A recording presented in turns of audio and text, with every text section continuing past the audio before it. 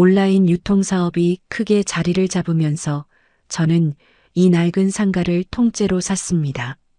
아래층은 쇼핑몰 물건을 쌓아두는 창고로 쓰고 위층은 제 전용 사무실로 꾸몄죠. 수진이 명의로 시작했던 사업자 등록도 모두 제 이름으로 깨끗하게 바꿨습니다. 제 이름 세 글자가 뚜렷하게 박힌 사업자 등록증을 보면 마음이 든든했습니다. 제가 투명한 유리잔에 붉은 와인을 따르고 창가에 섰습니다. 수진이에게서 축하 전화가 걸려왔습니다. 수진이가 밝고 들뜬 목소리로 소리쳤습니다. 지원아, 건물주 된 거 진짜 축하해. 이혼 서류도 완전히 정리됐다며. 제가 와인 잔을 가볍게 흔들며 환하게 웃었습니다. 응, 이제 법적으로도 완벽한 남남이야. 내 이름도 내 돈도 전부 다 되찾았어.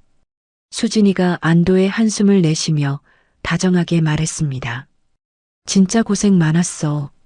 너 혼자 그 큰 건물 관리하기 안 힘들어? 제가 한강의 야경을 눈에 담으며 편안하게 대답했습니다. 직원들 새로 다 뽑았어. 창고 관리하는 사람도 오고 배송팀도 따로 꾸려서 괜찮아. 주말에 비싼 식당 예약해도 내가 크게 한턱 낼게. 전화를 끊고 저는 와인을 한 모금 머금었습니다. 입안에 퍼지는 달콤하고 쌉싸름한 맛이 저에게 찾아온 완벽한 자유를 확인시켜 주었습니다. 과거의 족쇄를 모두 끊어내고 오롯이 저 혼자만의 힘으로 일어선 밤이었습니다. 주말 아침이 밝았습니다. 저는 평소에 입지 않던 화사한 노란색 원피스를 꺼내 입었습니다. 거울 앞에서 밝게 웃는 연습을 하고 발걸음도 가볍게 집을 나섰습니다. 어머니 김말순이 잠들어 계신 납골당 안에는 따뜻한 아침 햇살이 비치고 있었습니다. 제가 유리문 앞에 서서 시들어진 국화를 빼고 새로 사온 분홍색 장미 다발을 꽂았습니다. 어머니 김말순의 영정사진 속 얼굴이 오늘따라 더 환하게 웃고 있었습니다. 제가 유리문에 손바닥을 대고 조용히 속삭였습니다. 엄마, 나 이제 하나도 안 슬퍼. 매일매일 밥도 잘 먹고 돈도 많이 벌어. 사진 속 어머니 김말순을 향해 제가 눈을 맞추며 또박또박 말했습니다. 돈 걱정하지 말고 당당하게 살라던 엄마 유언나 완벽하게 지켰어. 박성호랑 이춘자는 자기들이 지은 죗값 톡톡히 치르고 있어. 제가 가방에서 부드러운 수건을 꺼내 유리문에 묻은 먼지를 정성스럽게 닦아냈습니다. 타인의 피눈물을 빼앗고 이기적으로 산 사람들은 결국 파멸하게 되어 있어. 엄마가 위에서 나 지켜준 덕분이야. 제가 뒤로 한 걸음 물러서서 어머니 김말순을 향해 깊이 고개를 숙였습니다. 이제 남의 눈치 안 보고 오직 나 이지원으로 당당하게 살게. 자주 올 테니까 걱정하지 말고 푹 쉬어. 납골당을 나서는 저의 어깨 위로 눈부신 봄 햇살이 쏟아져 내렸습니다. 저는 고개를 들어 맑고 파란 하늘을 오랫동안 바라보았습니다. 가끔 창밖의 한강 야경을 보며 생각합니다. 만약 그때 제가 남편의 뻔뻔함에 무너져 계속 바보처럼 끌려다녔다면 제 삶은 어떻게 되었을까요? 아마 평생을 시가 식구들의 종노릇을 하며 엄마를 지키지 못했다는 죄책감 속에서 서서히 시들어갔을 겁니다. 하지만 저는 슬픔에 먹히는 대신 두 발로 당당히 일어서는 길을 택했습니다. 남의 피눈물을 쥐어짜며 이기적으로 살아가는 사람들은 결국 자신들이 파놓은 지옥에 떨어지기 마련이라는 걸 그들의 비참한 결말을 보며 확실히 깨달았습니다. 이제 저는 누군가의 말 잘 듣는 아내나 며느리가 아닌 온전한 제 이름으로 저만의 눈부신 삶을 살아가고 있습니다. 하늘에 계신 엄마도 지금 제 모습을 보며 활짝 웃고 계시겠죠. 혹시라도 저처럼 가족이라는 이름의 폭력 속에서 고통받고 계신 분이 있다면 절대 포기하지 마시길 바랍니다. 조용히 그러나 단단하게 내일을 준비하세요. 당신은 생각보다 훨씬 더 강한 사람입니다. 이야기를 끝까지 들어주신 분이 계시다면 잘 들었다고 댓글 하나만 남겨주세요. 감사합니다. 새언니, 죽은 사람이 시계가 왜 필요해요? 어차피 주인도 없는데 그냥 내가 찰게요. 엄마의 발인을 마치고 유품을 정리하러 온 친정집 안방. 사우나 간다며 장례식장에서 도망치듯 빠져나간 신우이가 화장대 앞에 앉아 있었습니다. 그녀의 손목에는 친정 엄마의 낡은 롤렉스 시계가 번쩍거리고 있었죠. 그 더러운 손버릇, 당장 못 고치면 경찰서 가는 거야. 제가 소리쳤지만 신우이는 가족끼리 무슨 경찰이냐며 오히려 콧방귀를 뀌었습니다. 짐승처럼 울부짖던 저는 차가운 바닥에서 결심했습니다. 내 손으로 이 지독한 악연의 고리를 끊어내고 그 더러운 손버릇의 대가를 뼈저리게 치르게 해주겠다고. 그리고 마침내 시작되는 한 여자의 통쾌한 반격. 오늘의 사연 지금 시작합니다. 사연이 시작하기 전 좋아요와 구독을 눌러주세요. 오늘 하루 행운과 행복이 가득하도록 기원해 드릴게요. 엄마를 차가운 땅에 묻고 돌아온 날이었습니다. 장례식 내내 곡소리 한 번 내지 않던 신우이는 발인이 끝나자마자 피곤하다며 사우나로 가버렸습니다. 저는 퉁퉁 부은 눈을 비비며 엄마의 유품을 정리하기 위해 친정집으로 향했습니다. 현관문을 열고 들어선 순간 저는 제 눈을 의심했습니다. 사우나에 간다던 신우이가 안방 화장대 앞에 앉아 있었습니다. 신우이의 손목에는 엄마가 평생을 아끼던 롤렉스 시계가 번쩍거리고 있었습니다. 아니, 아가씨, 지금 남의 집 안방에서 허락도 없이 뭐 하는 거예요? 아가씨가 왜 우리 엄마 화장대를 뒤지고 있어요? 제가 떨리는 목소리로 묻자 신우이가 뻔뻔한 얼굴로 고개를 돌렸습니다. 신우이가 손목에 찬 시계를 흔들어 보이며 대답했습니다. 아유, 깜짝이야. 아, 이거요? 화장대 서랍 열어보니까 번쩍번쩍한 게 있길래 한번 차봤어요. 어머, 이거 내 손목에 아주 딱 맞네. 원래 내 것 같죠? 당장 그 시계 안 빼요. 그게 우리 엄마가 평생 얼마나 아끼던 건데 아가씨가 함부로 손을 대요. 빨리 내놔요.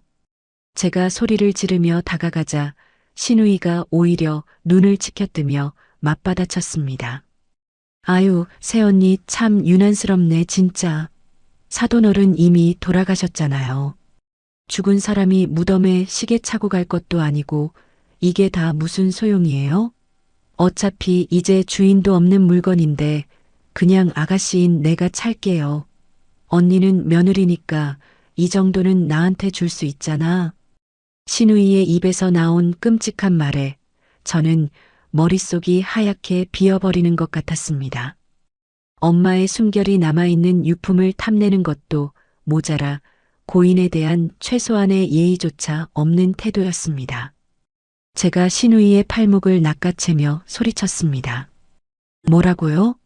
남의 귀한 유품에 함부로 손대는 그 못된 도둑놈 신보, 당장 못 고쳐요. 한 번만 더 헛소리하면 경찰서에 도둑으로 싹 다 신고해버릴 테니까 당장 내놔요. 신우이가 제 손을 뿌리치며 콧방귀를 뀌었습니다. 어머머, 말하는 본새 좀 봐. 핏줄 섞인 가족끼리 무슨 경찰서 타령이에요? 언니 지금 자기 엄마 죽었다고 눈에 뵈는 게 없나 본데 나갈 테니까 나중에 제정신 돌아오면 그때 다시 얘기해요. 아유, 재수 없어. 신우이는 끝내 시계를 풀지 않고 현관문을 쾅 닫고 나가버렸습니다. 텅 빈 안방에 주저앉은 저는 가슴을 치며 오열했습니다. 이 지독한 악연의 굴레가 도대체 언제부터 꼬이기 시작한 것인지 가슴이 찢어질 듯 아팠습니다. 저는 홀어머니 밑에서 자랐습니다. 아버지가 일찍 돌아가신 후 엄마는 식당 일부터 파출부까지 안 해본 일이 없으셨죠. 엄마의 굽은 등과 굳은 살 박인 손을 보며 저는 일찍 철이 들어야만 했습니다. 학창 시절 내내 아르바이트를 쉬지 않으며 악착같이 공부했습니다. 엄마의 희생에 보답하는 길은 오직 번듯하게 자라 성공하는 것뿐이라고 믿었으니까요. 대학 시절 도서관에서 밤늦게까지 공부를 마치고 나오던 날이었습니다. 갑자기 쏟아지는 폭우에 우산도 없이 발을 구르고 있을 때였습니다. 누군가 제 머리 위로 커다란 우산을 씌워주었습니다. 비가 이렇게 쏟아지는데 우산도 없이 어쩌려고 그래요? 저기 기숙사까지 내 우산 같이 쓰고 갈래요? 남편과의 첫 만남이었습니다. 남편의 다정한 미소와 따뜻한 목소리에 저는 처음으로 누군가에게 기대고 싶다는 감정을 느꼈습니다. 남편은 늘 제 곁에서 든든한 버팀목이 되어 주었습니다. 제가 지쳐 쓰러질 것 같을 때면 남편이 제 손을 꽉 잡아주며 말했습니다. 앞으로 비가 오나 눈이 오나 내가 평생 내 우산이 되어줄게. 고생 안 시키고 행복하게 해줄 테니까 우리 결혼하자. 저는 남편의 그 따뜻함에 반해 평생을 함께하기로 결심했습니다. 그때는 남편의 다정함 뒤에 숨겨진 우유부단함과 시댁이라는 거대한 산을 전혀 예상하지 못했습니다. 결혼을 약속하고 처음으로 시댁 식구들을 만나는 상견례 전날이었습니다. 남편이 동생이라며 시누이를 처음 소개하는 자리를 마련했습니다. 약속 장소인 레스토랑에 들어서자마자 시누이의 시선은 제 얼굴이 아닌 제 어깨에 꽂혔습니다. 제가 첫 월급을 모아 큰맘 먹고 장만한 명품 가방이었습니다. 어머머, 새언니, 언니가 메고 온 이 가방 진짜 엄청 예쁘다. 이거 엄청 비싼 거 아니에요? 딱 보니까 백화점에서 파는 제일 비싼 신상이네. 시누이가 인사도 생략한 채 제 가방을 쓰다듬으며 호들갑을 떨었습니다. 아, 네, 고마워요.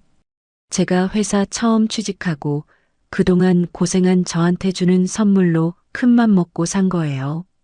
제가 어색하게 웃으며 대답하자 시누이가 덥석 제 가방을 빼앗아 자기 어깨에 걸쳤습니다. 시누이가 거울 앞을 이리저리 맴돌며 뻔뻔하게 말했습니다. 오빠, 나 이 가방 맨 거 보니까 진짜 찰떡같이 잘 어울리지? 돈 많은 사모님 같지 않아? 새언니, 어차피 언니 이제 우리 오빠랑 결혼해서 우리 시댁 식구 될 거잖아요? 가족끼리 좋은 게 좋은 건데 이 가방 예쁜 시누이한테 그냥 쿨하게 선물로 주면 안 돼요? 네. 저는 순간 귀를 의심했습니다. 처음 보는 예비 올케의 가방을 대뜸 달라고 요구하는 몰상식함에 말문이 막혔습니다. 당황한 제가 남편을 쳐다보았습니다. 하지만 남편은 그저 허허 웃으며 상황을 넘기려 했습니다.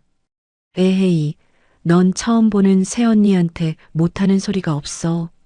언니가 아끼는 거라는데 그걸 왜 대뜸 달라고 생떼를 써. 빨리 돌려줘.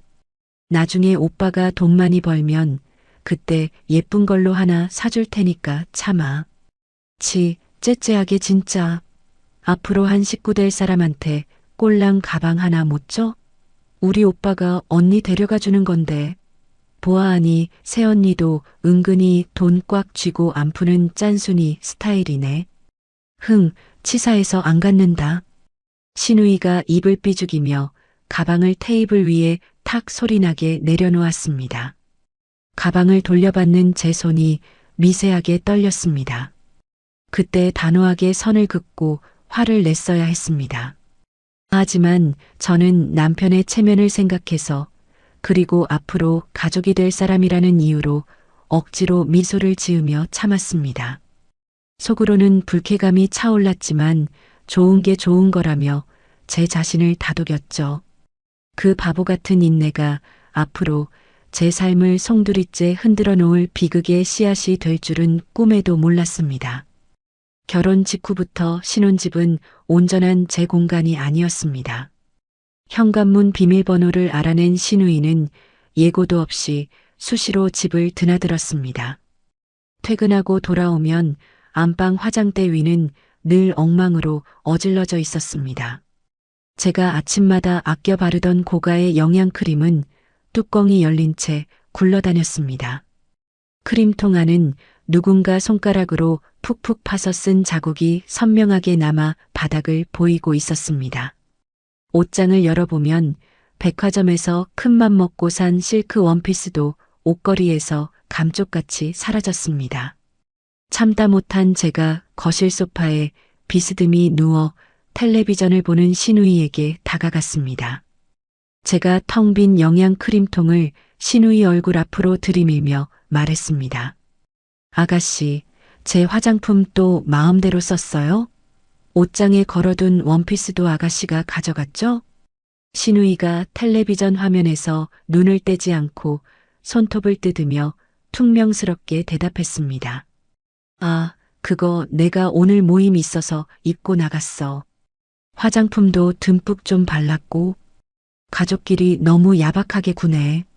제가 꽉 쥔 주먹이 파르르 떨렸습니다. 가족이라도 남의 방에 들어와서 물건에 손을 댈 때는 미리 허락을 구해야죠. 한두 번도 아니고 허락 없이 가져가는 건 도둑질이나 다름없어요. 제 목소리가 거실에 크게 울려 퍼졌습니다. 주방 식탁에서 사과를 깎던 시어머니가 칼을 도마 위에 탁 소리나게 내려놓으며 끼어들었습니다. 너는 뭐 그런 화장품 쪼가리 하나 가지고 소리를 지르고 난리냐? 시누이가 예쁘게 꾸미고 다니면 너한테도 좋은 거 아니냐? 시어머니가 삿대질을 하며 오히려 저를 매섭게 쏘아붙였습니다. 저는 입술을 꽉 깨물고 바닥만 뚫어지게 바라보았습니다. 저녁에 퇴근해서 현관으로 들어오는 남편의 겉옷 소매를 붙잡았습니다. 제가 남편의 눈을 똑바로 쳐다보며 절박한 목소리로 말했습니다. 여보, 아가씨한테 주의 좀 줘. 내 물건 잡고 손 떼는 거 나 정말 견디기 힘들어. 남편이 제 손을 슬그머니 떼어내며 피곤한 기색으로 한숨을 내쉬었습니다. 동생이 철이 없어서 그래. 나이도 어린데 내가 넓은 마음으로 좀 참아라. 굳이 가족끼리 얼굴 붉히고 싸울 필요 없잖아.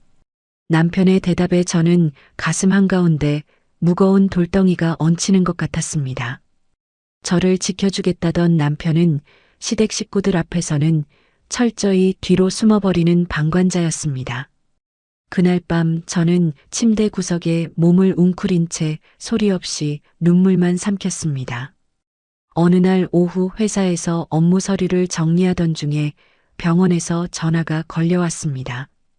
친정엄마가 식당 주방에서 설거지를 하다가 쓰러져 응급실로 실려가셨다는 연락이었습니다. 저는 손에 쥐고 있던 볼펜을 떨어뜨리고 정신없이 병원으로 달려갔습니다. 응급실간이 침대에 누워 산소호흡기를 낀 채 거친 숨을 몰아쉬는 엄마를 발견했습니다. 핏기 없는 엄마의 마른 얼굴을 보자 제 다리에 힘이 풀려 바닥에 주저앉았습니다. 담당 의사가 다가와 당장 입원해서 정밀 검사와 수술을 받아야 한다고 설명했습니다. 저는 다급히 수납 창구로 뛰어가며 핸드폰 은행 앱을 열었습니다. 만약을 대비해 매달 생활비를 아껴가며 모아두었던 비상금 통장 잔고를 확인했습니다. 화면에 잔액이 0원이라고 적힌 숫자를 본 순간 저는 숨을 쉴 수가 없었습니다. 응급실 복도를 서성이던 남편의 팔을 두 손으로 강하게 움켜쥐며 묻습니다. 여보, 내 비상금 통장에 있던 돈 500만 원 어디 갔어? 왜 잔고가 하나도 없어? 남편이 제 시선을 피하며 시선을 바닥으로 내리깔고 기어들어가는 목소리로 대답했습니다. 그게 내 동생이 사업 자금이 급하게 필요하다고 해서 이자 쳐서 이번 주에 당장 돌려준다고 하길래 내가 잠깐 뺏어줬어. 남편의 입에서 나온 변명에 저는 온몸이 사시나무 떨리듯 심하게 떨렸습니다. 제가 당장 핸드폰을 들어 시누이의 번호를 누르고 통화 버튼을 강하게 눌렀습니다. 신호음이 길게 울리고 나서야 신우이의 짜증 섞인 목소리가 수화기 너머로 들렸습니다. 아, 왜요? 나 지금 친구들이랑 백화점에서 쇼핑 중인데 귀찮게. 제가 덜덜 떨리는 목소리로 병원 복도가 울리도록 소리쳤습니다. 아가씨, 오빠한테 빌려간 내 돈 당장 돌려보내요.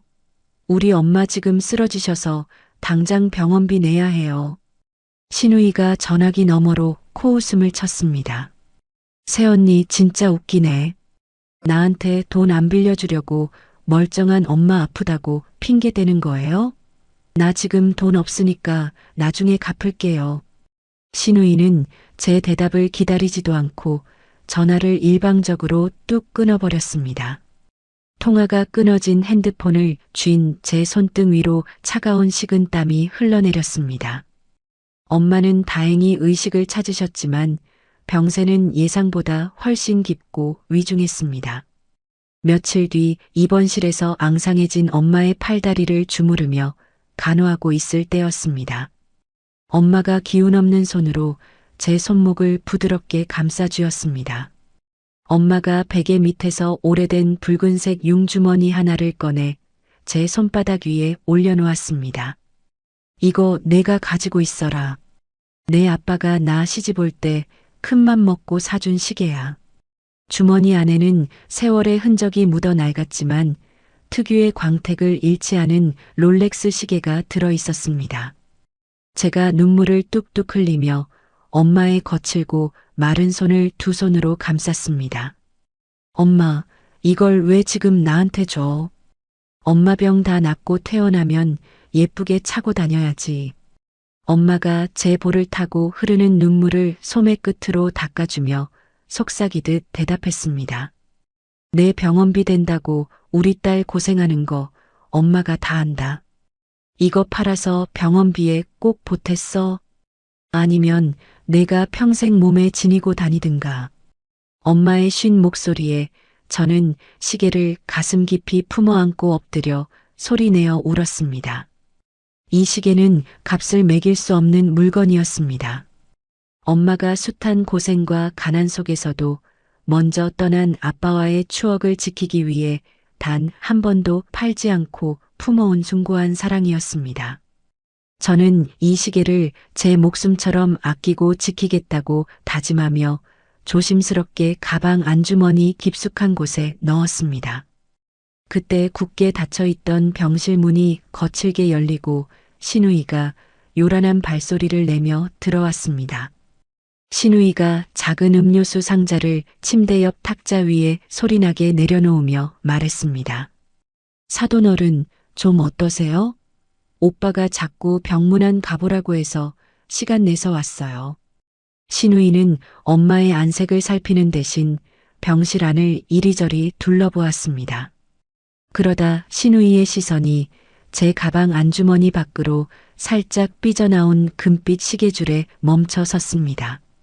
신우이의 눈동자가 순식간에 커지더니 뱀처럼 번뜩이며 탐욕스럽게 변했습니다. 신우이가 제 가방 쪽으로 손을 뻗으며 한껏 높아진 목소리로 물었습니다. 어머, 저거 롤렉스 아니에요?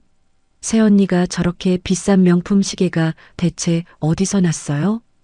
제가 황급히 시계를 가방 안으로 깊숙이 밀어넣고 지퍼를 단단히 채웠습니다. 아가씨가 알 것 없어요. 엄마 피곤해서 주무셔야 하니까 그만 가보세요. 신우이가 아쉬운 듯 제 가방을 힐끔거리며 혀로 입술을 하찼습니다.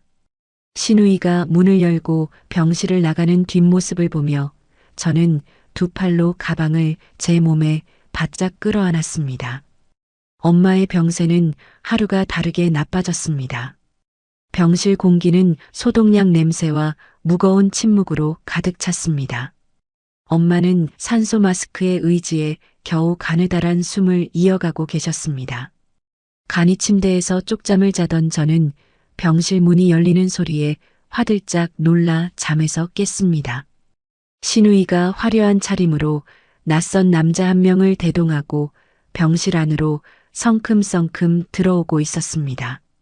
남자는 검은색 뿔테 안경을 쓰고 날카로운 눈초리로 병실을 훑어보았습니다. 신우이가 남자의 팔짱을 끼며 의기양양한 목소리로 말했습니다. 새언니, 여기는 내 남사친이에요. 강남에서 꽤 유명한 중고 명품 감정사로 일하고 있거든요. 제가 자리에서 일어나 신우이의 앞을 막아서며 물었습니다. 아가씨, 병문안 온다더니 생판 모르는 남자는 왜 데리고 온 거예요? 엄마 지금 안정이 필요하니까 당장 나가요. 신우이가 제 어깨를 밀치고 병실 안으로 들어서며 대답했습니다. 참나 사돈어른 걱정돼서 일부러 시간 내서 온 사람한테 말이 너무 심하네. 신우이는 능청스럽게 엄마의 침대 발치로 다가가더니 제 가방이 놓인 의자 쪽으로 시선을 돌렸습니다. 제가 마실 물을 떠오기 위해 정수기 쪽으로 몸을 돌린 틈이었습니다. 뒤에서 바스락거리는 수상한 소리가 들려 황급히 고개를 돌렸습니다. 신우이가 제 가방 지퍼를 활짝 열고 안주머니에 있던 롤렉스 시계를 꺼내 남자에게 건네고 있었습니다. 남자가 주머니에서 작은 돋보기를 꺼내 시계판을 자세히 들여다보는 모습이 보였습니다. 제가 들고 있던 물컵을 바닥에 내동댕이 치며 소리쳤습니다. 지금 내 가방 뒤져서 뭐 하는 짓이에요? 당장 그 시계 내려놔요. 제가 달려가 남자의 손에서 시계를 거칠게 낚아챘습니다. 신우이가 오히려 눈을 동그랗게 뜨고 뻔뻔하게 변명했습니다. 아니, 나는 그냥 그 시계가 하도 오래돼 보여서 가짜인지 진짜인지 확인만 하려고 했지. 내 친구가 감정사니까 공짜로 봐준다고 해서 보여준 건데 왜 화를 내요? 남의 가방을 함부로 뒤져 유품이나 다름없는 시계를 마음대로 감정하려 한 신우이의 만행에 저는 이성을 잃었습니다. 제가 신우이의 팔을 거세게 잡아 끌어 병실 밖 복도로 내동댕이 쳤습니다.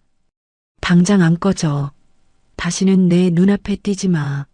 내 물건에 한 번만 더 손 떼면 진짜 가만 안 둬. 신우이가 복도 바닥에 넘어지며 남자친구의 부축을 받아 일어났습니다. 신우이가 제 얼굴에 삿대질하며 악을 썼습니다. 미친년. 내가 오빠한테 다 말할 거야. 너 같은 년이랑 당장 이혼하라고 할 거라고. 신우이의 소동에 화들짝 놀란 엄마가 침대에서 기침을 심하게 하며 호흡 곤란을 일으켰습니다. 간호사들이 뛰어들어오고 엄마는 급히 중환자실로 옮겨졌습니다. 중환자실 문 앞에서 저는 주저앉아 하염없이 눈물만 흘렸습니다. 그날 저녁 소식을 듣고 병원으로 달려온 남편은 다짜고짜 제 어깨를 거칠게 잡아 돌렸습니다. 남편이 핏발선 눈으로 저를 노려보며 소리쳤습니다. 너 내 동생한테 무슨 짓을 한 거야? 동생이 너 걱정해서 명품 감정까지 공짜로 해준다는데 고맙다고는 못할 망정 병원 복도에서 사람을 패? 남편의 입에서 나온 어처구니 없는 말에 저는 헛웃음이 났습니다. 오빠 동생이 내 가방을 뒤져서 우리 엄마 유품을 마음대로 훔쳐가려고 했어. 그게 걱정해서 한 짓이라고? 남편이 제 손을 뿌리치며 짜증 섞인 한숨을 내쉬었습니다. 훔쳐간 게 아니라 그냥 한 번 본 거잖아. 우리 엄마도 속상해서 알아놓으셨어.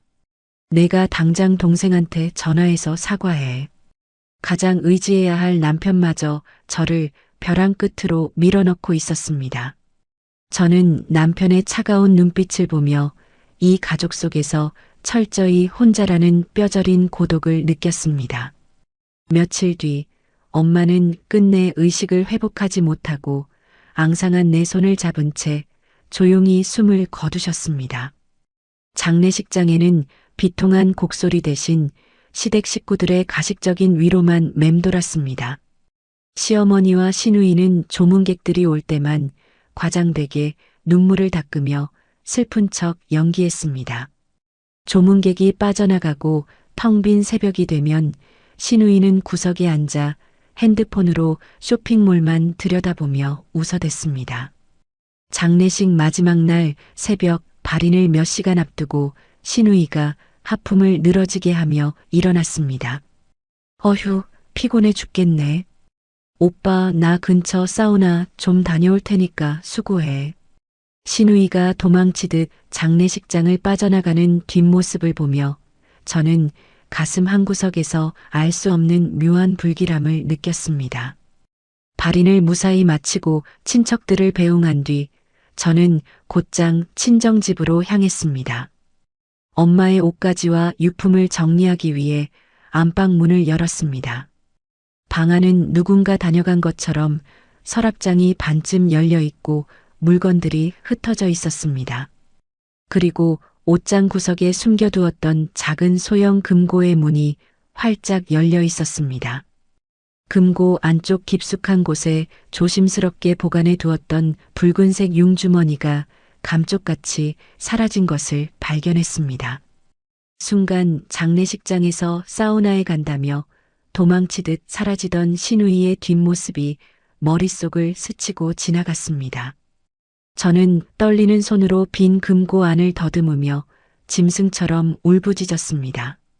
신우이가 엄마의 시계를 훔쳐갔다는 사실에 분노하여 당장 경찰서로 달려가려 했습니다. 현관문 손잡이를 잡는 순간 등 뒤에서 남편이 제 팔목을 거세게 잡아챘습니다. 너 미쳤어? 가족을 도둑으로 경찰에 신고하겠다고. 내가 그러고도 무사할 줄 알아? 남편의 고함 소리에 거실 소파에 앉아있던 시어머니가 벌떡 일어나 저를 향해 삿대질을 해댔습니다. 독한 년, 신우이가 시계 좀 차본 거 가지고 콩밥을 먹이겠다고? 당장 이혼 도장 찍고 짐 싸서 나가.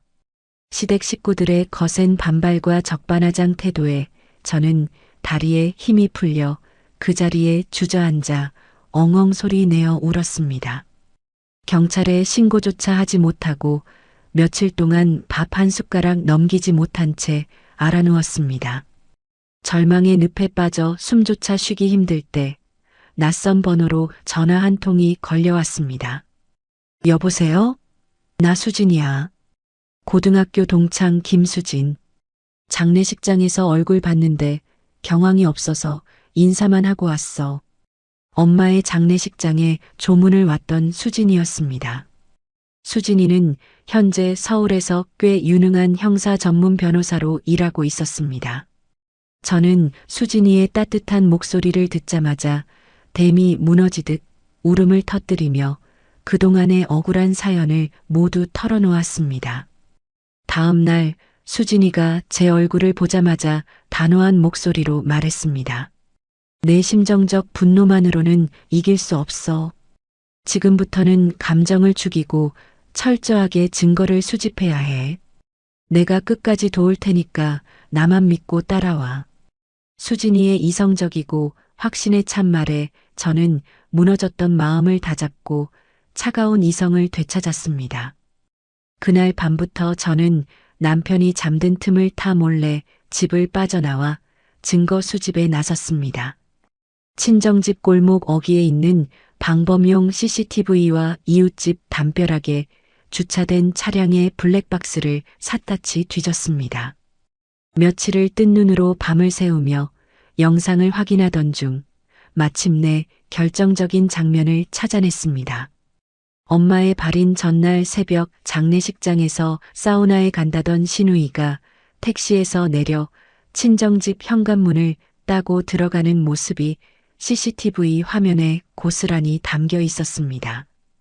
가슴이 요동치는 것을 억누르며 다른 블랙박스 영상을 추가로 확인했습니다. 친정집 앞에서 신우이가 누군가와 통화하는 목소리가 블랙박스 마이크에 선명하게 녹음되어 있었습니다. 나야. 내가 사진 보낸 시계 확인했어? 진짜 롤렉스 맞지? 강남 바닥에서 그 정도 연식이면 최소 1,000만 원은 받을 수 있다고? 오케이. 내가 내일 샵으로 가져갈게. 신우이가 감정사 친구에게 엄마의 시계 사진을 보내며 처분 가격을 흥정하는 통화 내용이었습니다. 손에 쥔 블랙박스 메모리 카드가 부서질 듯 꽉 움켜쥐며 저는 입술을 깨물었습니다.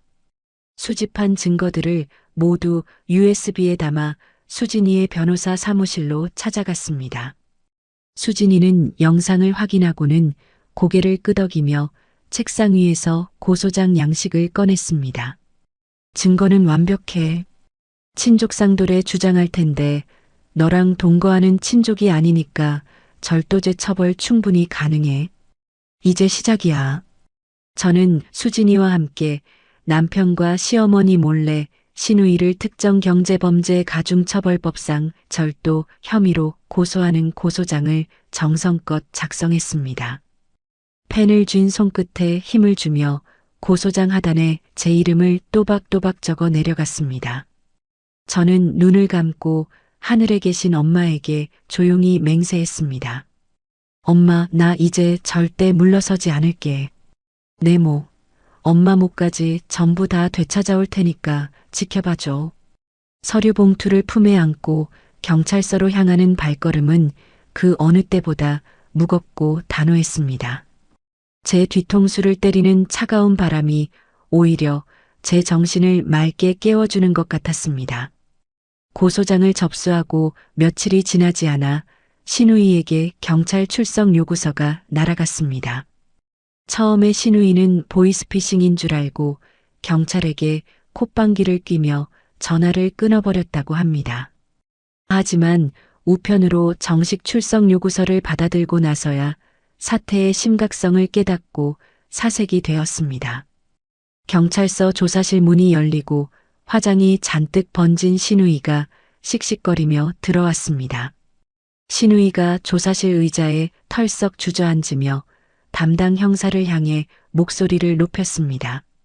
아니, 가족끼리 무슨 절도예요. 새언니가 오해해서 홧김에 신고한 거라니까요. 담당 형사가 책상 위에 올려진 서류철을 넘기며 무미건조한 목소리로 대답했습니다.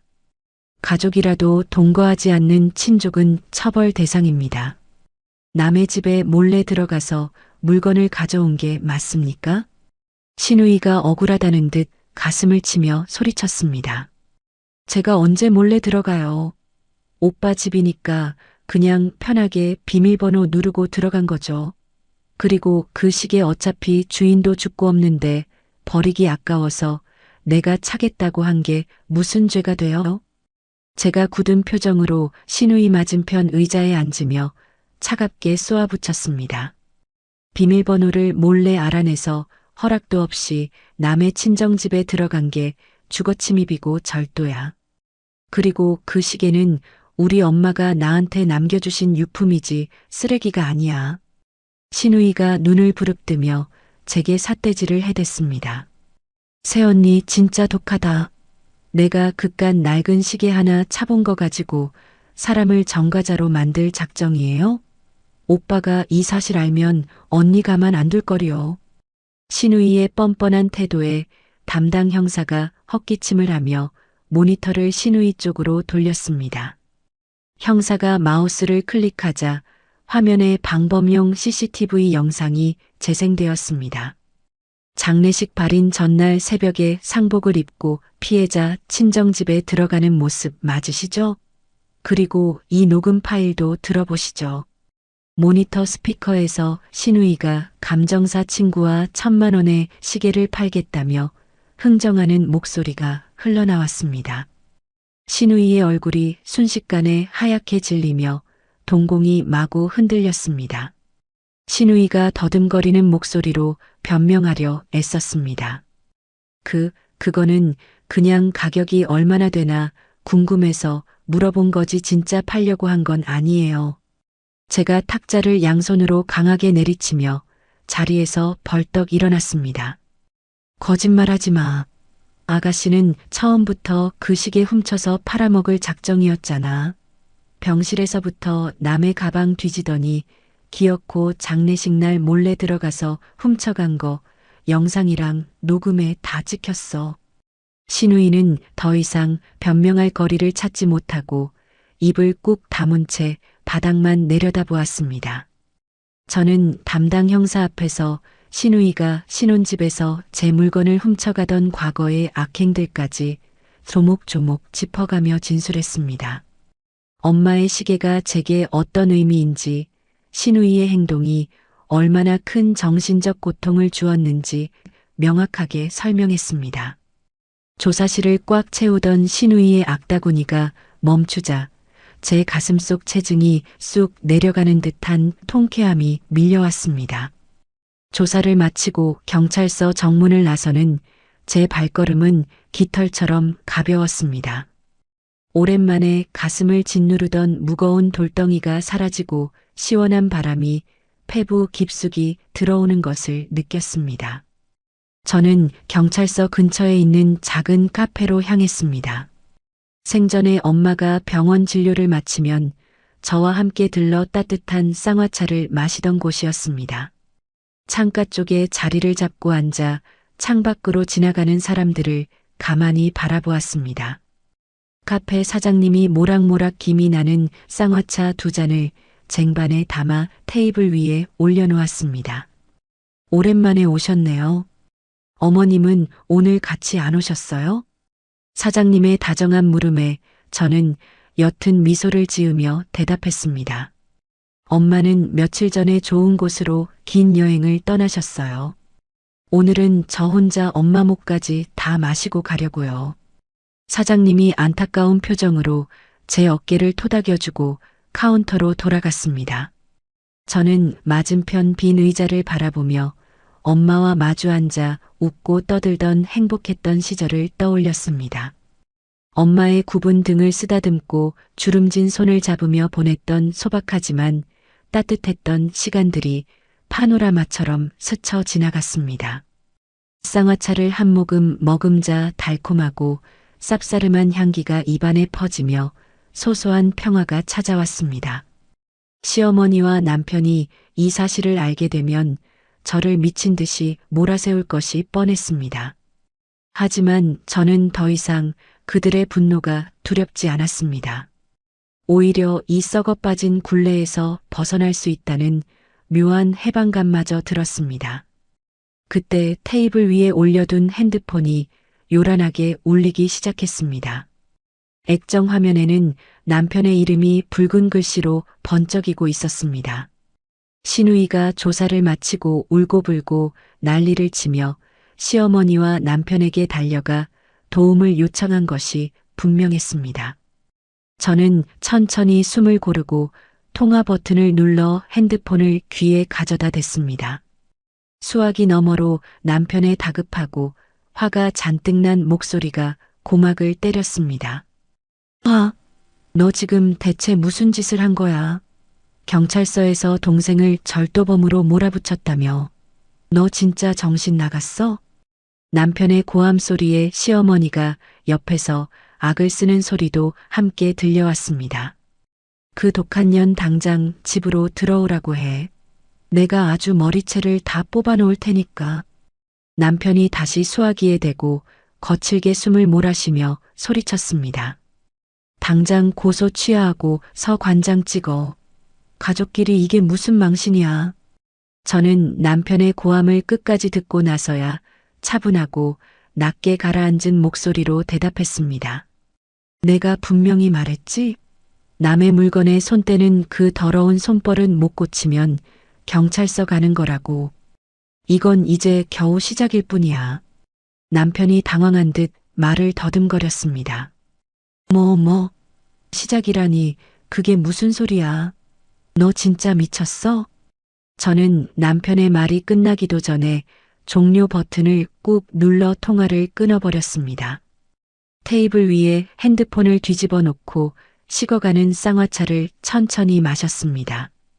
다음 날 아침 회사 로비로 출근하던 저는 입구에서 익숙하고 날카로운 목소리를 들었습니다. 내 며느리라는 년이 신우이를 정과자로 만들려고 경찰에 찔렀어. 이런 독한 년이 다니는 회사가 어떻게 제대로 돌아가겠어. 시어머니가 회사 로비 한가운데에 드러누워 발버둥을 치며 고함을 지르고 있었습니다.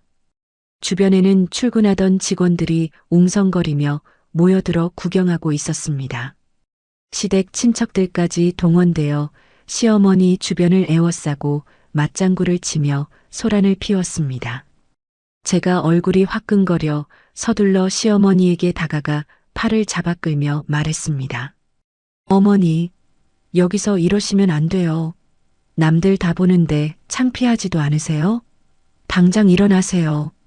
시어머니가 제 손을 거칠게 뿌리치며 제 멱살을 움켜쥐었습니다. 창피? 내년이 우리 집안 망신 다 시켜놓고 누가 누굴 보고 창피하대. 당장 고소 취하 안 하면 내가 여기서 안 일어날 줄 알아.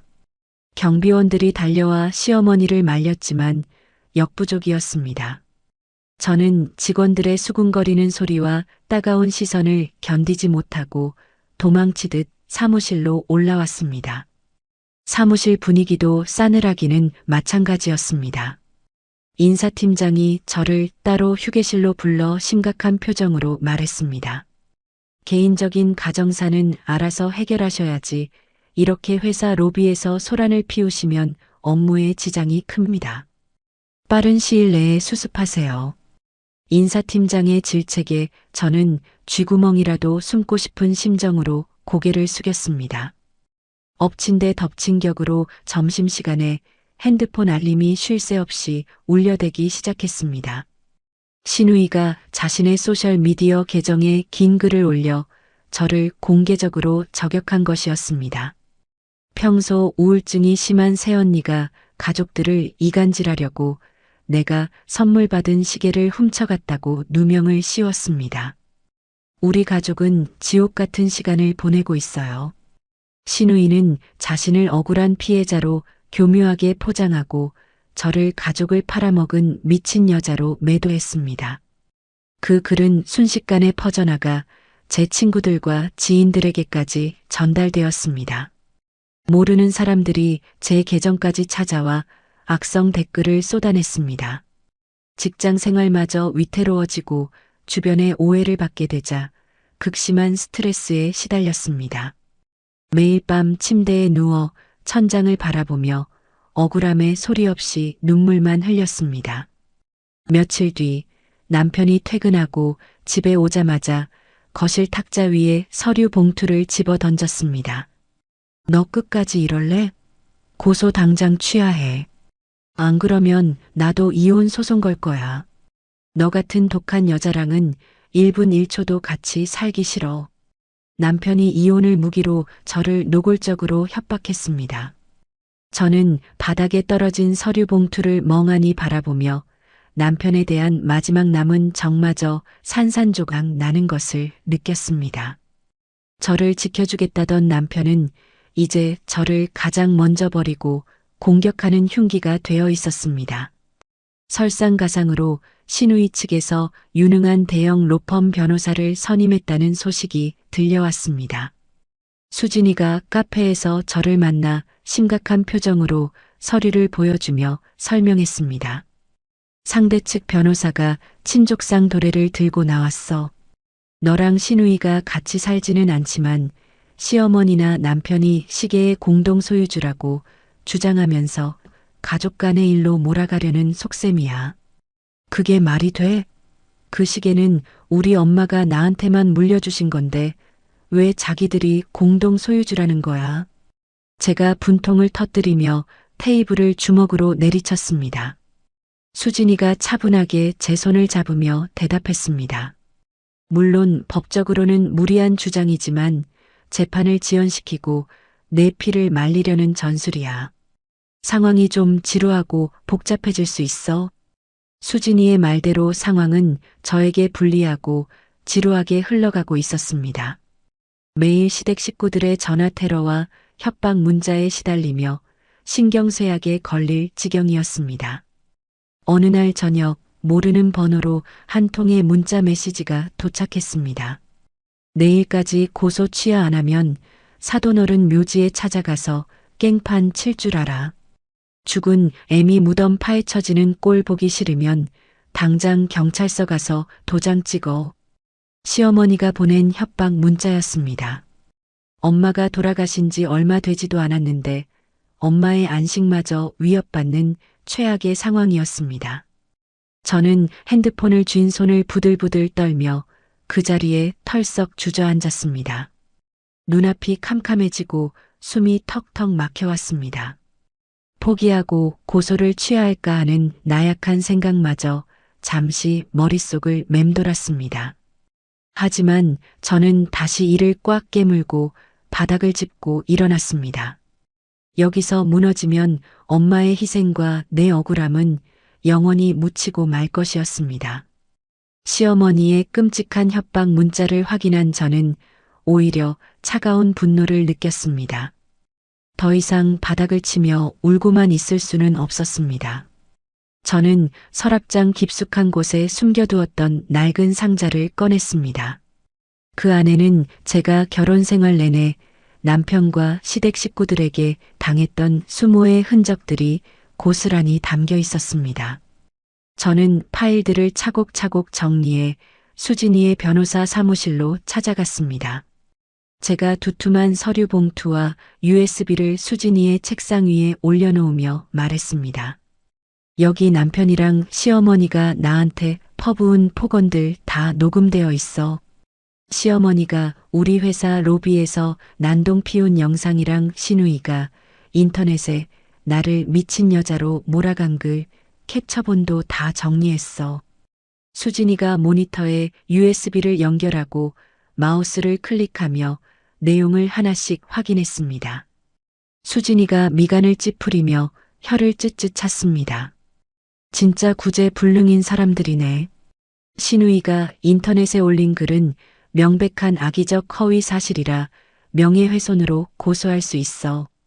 시어머니가 로비에서 소란 피운 건 업무방해죄가 충분히 성립되고, 제가 심호흡을 크게 하고 수진이의 눈을 똑바로 쳐다보며 대답했습니다. 전부 다 고소장 접수해줘. 한 가지도 빼놓지 말고. 수진이가 고개를 끄덕이며 메모장의 내용을 꼼꼼히 적었습니다. 제가 가방에서 또 다른 서류 뭉치를 꺼내 수진이 앞으로 밀어주며 말했습니다. 그리고 이 서류도 같이 접수해줘. 내 남편 이혼 소장이야.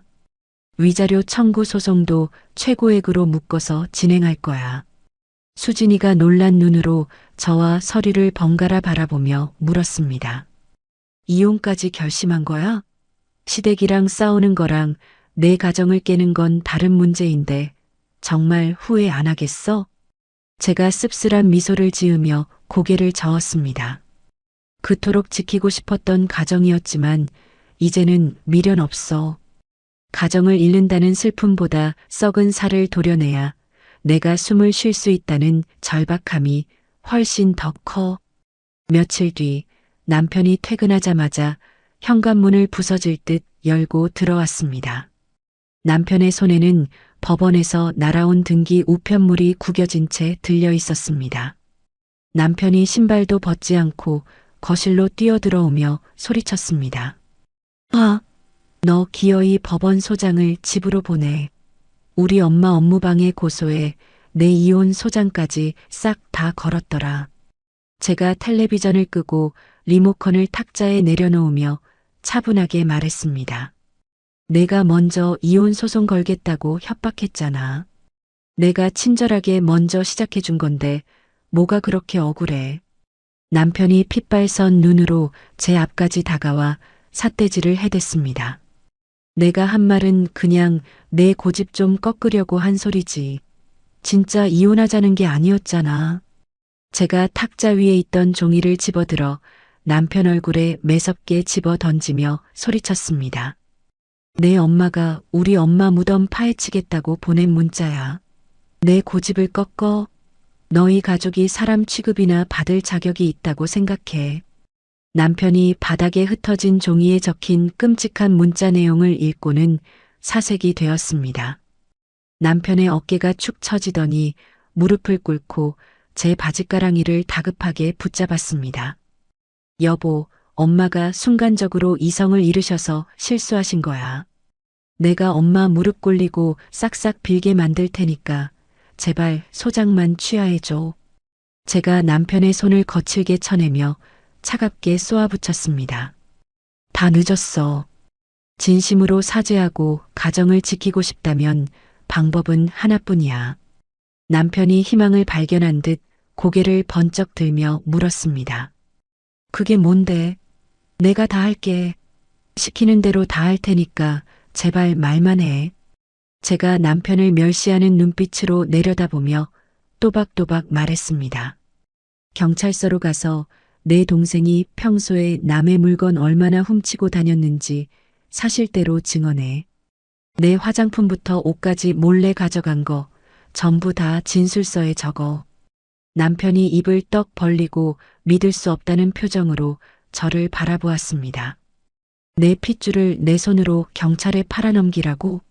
그건 너무 가혹하잖아. 제가 헛웃음을 치며 남편에게서 뒤돌아섰습니다. 가혹해? 내 엄마 유품 훔쳐간 도둑을 감싸는 너한테는 이 정도 벌도 모자라. 싫으면 이혼 도장이나 찍어. 궁지에 몰린 남편은 결국 자신의 안위를 위해 가족을 버리는 선택을 했습니다. 남편은 경찰서에 출석해 담당 형사 앞에서 신우이의 상습적인 손버릇과 만행을 낱낱이 진술했습니다. 남편의 결정적인 진술 덕분에 신우이가 주장하던 말도 안 되는 핑계들은 전부 기각되었습니다. 경찰은 남편의 증언을 토대로 신우이의 절도 혐의를 강력하게 입증했습니다. 시어머니는 아들이 며느리 편에 서서 친동생을 팔아넘겼다는 소식을 듣고 충격을 받아 거품을 물고 쓰러졌습니다. 시어머니가 병원에 입원하면서 오만하던 시댁은 말 그대로 풍비박산이 났습니다. 어느 날 늦은 오후 신우이가 헬쑥해진 얼굴로 제 회사 앞 카페로 찾아왔습니다.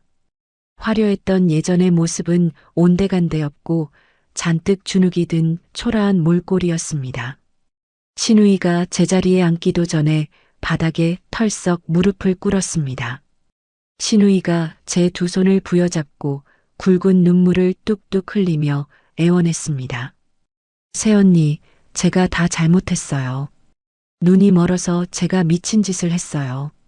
제발 한 번만 용서해 주세요. 제가 신우이의 손을 뿌리치고 차가운 눈으로 내려다보며 물었습니다. 이제 와서 우는 척하면 내가 마음이라도 약해질 줄 알았어? 경찰서에서 그렇게 당당하던 패기는 다 어디 갔어? 신우이가 바닥에 머리를 조아리며 오열했습니다. 추가 고소당한 거랑 절도죄 다 합치면 저 진짜 감옥 가야 한대요. 우리 오빠까지 저를 버렸는데 저 좀 살려주세요. 제가 자리에서 천천히 일어나 신우이를 향해 단호하게 말했습니다. 내가 우리 엄마 시계에 손을 댔을 때 이미 넌 끝난 거야. 내가 지은 죄는 눈물이 아니라 법의 심판으로 똑똑히 치러. 저는 통곡하는 신우이를 남겨둔 채 뒤도 돌아보지 않고 카페 밖으로 걸어나갔습니다. 신우이는 매일같이 제게 전화를 걸어 합의를 요구했습니다. 제가 전화를 받지 않자 집 앞까지 찾아와 매달렸습니다. 하지만 저는 신우이의 거짓 눈물에 단 한 번도 속지 않았습니다. 끝까지 합의를 거부하고 엄격한 법의 심판을 받게 만들었습니다. 시간이 흘러 재판이 열리는 날이 다가왔습니다. 저는 수진이와 함께 법정 방청석 제일 뒷자리에 앉아 재판 과정을 지켜보았습니다. 판사가 굳은 표정으로 피고인석을 바라보며 판결문을 읽어내려갔습니다. 판사가 신우이에게 징역형의 집행유예와 거액의 벌금형을 선고했습니다. 그리고 100시간의 사회봉사 명령까지 함께 내렸습니다. 절도와 명예훼손 혐의가 모두 명백한 유죄로 인정되었습니다. 신우이는 전과자가 되었습니다. 신우이가 피고인석에서 다리에 힘이 풀려 바닥에 주저앉았습니다. 신우이가 양손으로 얼굴을 감싸 쥐고 큰 소리로 울었습니다. 판사님, 제가 큰 실수를 저질렀습니다. 제발 벌금만 내게 해주십시오. 판사는 신우이의 외침을 무시하고 재판 종료를 선언했습니다. 시어머니가 방청석에서 가슴을 치며 바닥에 뒹굴었습니다. 시어머니가 악을 쓰며 소리쳤습니다. 아이고, 내 딸 인생 다 망쳤네. 저 며느리년이 내 딸을 정가자로 만들었어. 법원 경위들이 다가와 시어머니의 양팔을 붙잡고 밖으로 끌어냈습니다. 저는 그 모습을 차가운 시선으로 바라보다가 법정을 빠져나왔습니다. 재판이 끝나고 저는 경찰서 증거보관소로 향했습니다. 담당 형사가 저를 반갑게 맞이하며 서류를 내밀었습니다. 담당 형사가 서류에 도장을 찍으며 제게 말했습니다. 그동안 재판 받으시느라 마음고생 많으셨습니다. 어머니 유품은 여기 상자 안에 잘 보관되어 있습니다.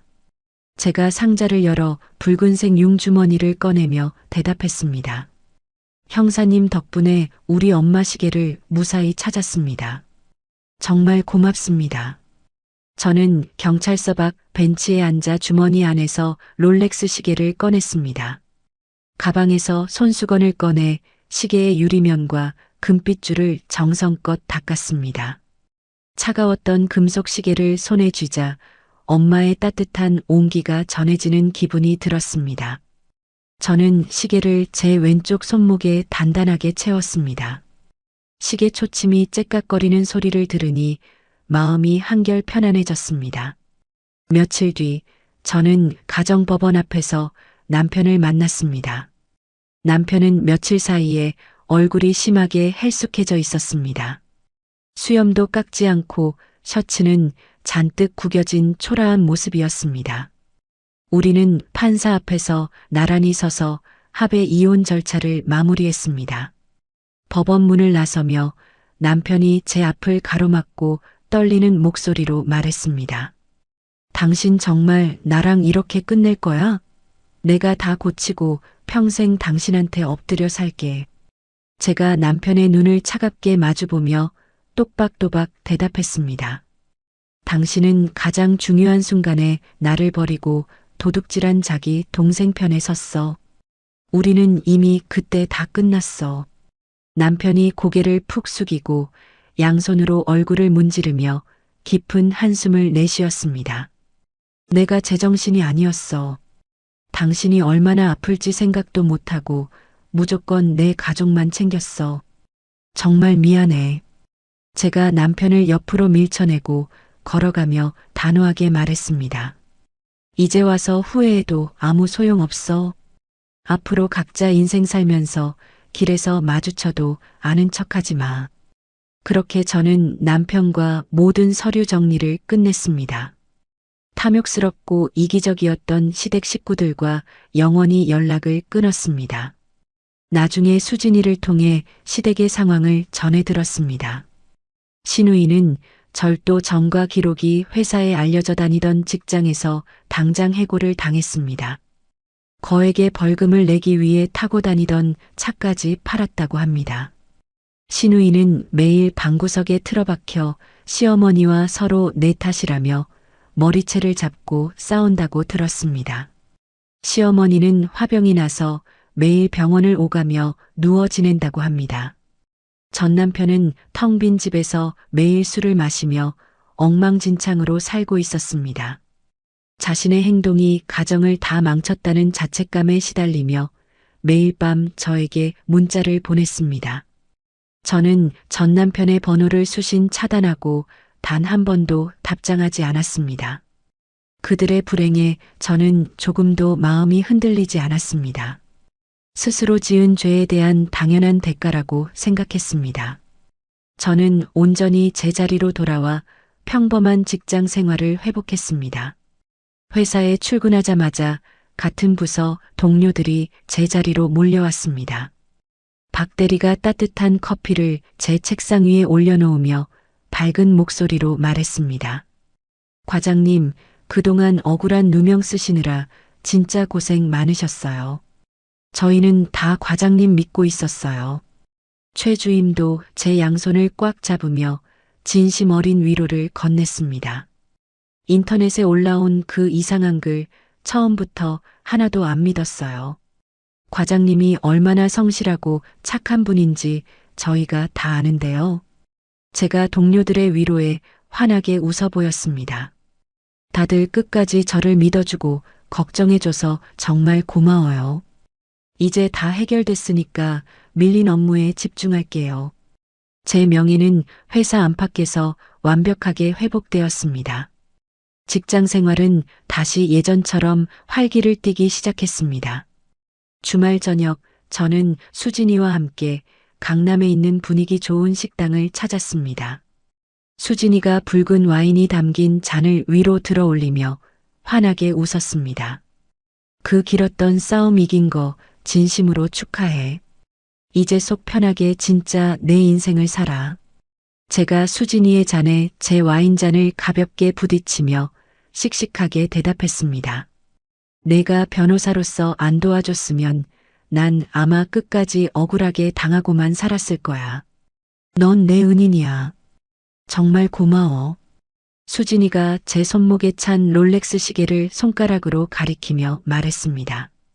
어머니가 남겨주신 시계가 너한테 진짜 잘 어울린다.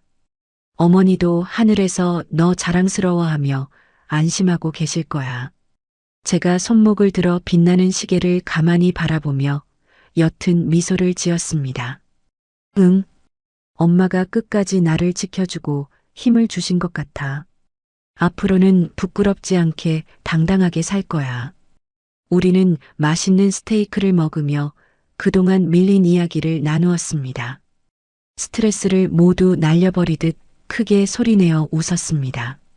식당 문을 나서자 시원한 밤바람이 불어왔습니다. 거리에는 많은 사람이 바쁘게 걸어가고 있었습니다. 비록 혼자 걸어가는 길이었지만 제 마음속에 불안함이나 외로움은 전혀 없었습니다. 길고 힘들었던 일이 모두 끝나고 비로소 저 자신으로 굳건하게 섰다는 확신이 들었습니다. 남의 물건을 함부로 탐내고 거짓말로 약자를 괴롭히던 시댁 식구들은 결국 파멸을 맞이했습니다. 나쁜 손버릇과 끝없는 탐욕의 끝은 비참한 뿐이라는 사실을 똑똑히 확인했습니다. 저는 고개를 들어 맑은 밤하늘을 올려다보며 크게 심호흡을 했습니다. 마음속으로 하늘에 계신 엄마에게 인사를 건넸습니다. 저는 제가 가진 소중한 것들을 제 힘으로 스스로 지켜낼 자격이 있습니다. 앞으로 어떤 힘든 일이 생겨도 저는 절대로 참지 않을 것입니다. 옳지 않은 일에는 크게 목소리를 내며 정직하게 제 삶을 걸어갈 것입니다. 제 왼쪽 손목에서 시계의 초침이 째깍거리는 소리가 들렸습니다. 제 길고 험난했던 이야기는 여기까지입니다. 가끔은 가족이라는 이름이 세상 그 어떤 무기보다 날카롭게 우리를 찌를 때가 있습니다. 저 역시 그 굴레 속에서 바보처럼 참고 견디기만 했지만 가장 소중한 것을 빼앗길 위기에 처하고 나서야 비로소 껍질을 깨고 나올 수 있었습니다. 썩은 살을 도려내는 과정은 뼈를 깎는 듯 고통스러웠지만 상처가 아문 그 자리에는 이제 그 누구도 함부로 짓밟을 수 없는 단단한 새 살이 돋아났습니다. 제 손목에서 조용히 째까기는 엄마의 시계는 앞으로 제 삶이 얼마나 눈부시고 당당하게 흘러갈지 매 순간 응원해주는 것만 같습니다. 혹시라도 지금 억울하고 부당한 상황 속에서 홀로 눈물 흘리고 계신 분이 있다면 제 이야기가 작은 용기와 위로가 되었기를 진심으로 바랍니다. 여러분은 여러분의 소중한 것을 스스로 지켜낼 자격이 충분한 강하고 빛나는 사람입니다. 이야기를 끝까지 들어주신 분이 계시다면 잘 들었다고 댓글 하나만 남겨주세요. 감사합니다.